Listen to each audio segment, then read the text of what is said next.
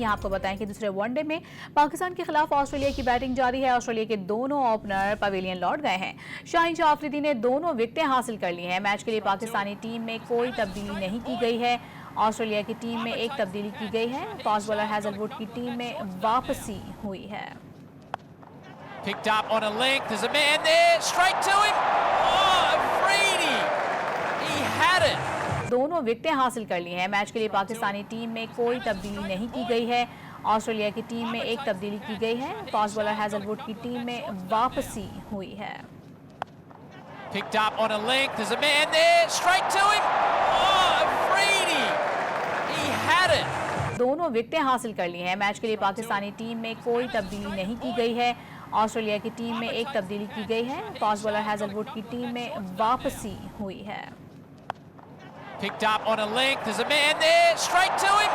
Oh, Afridi, he had it.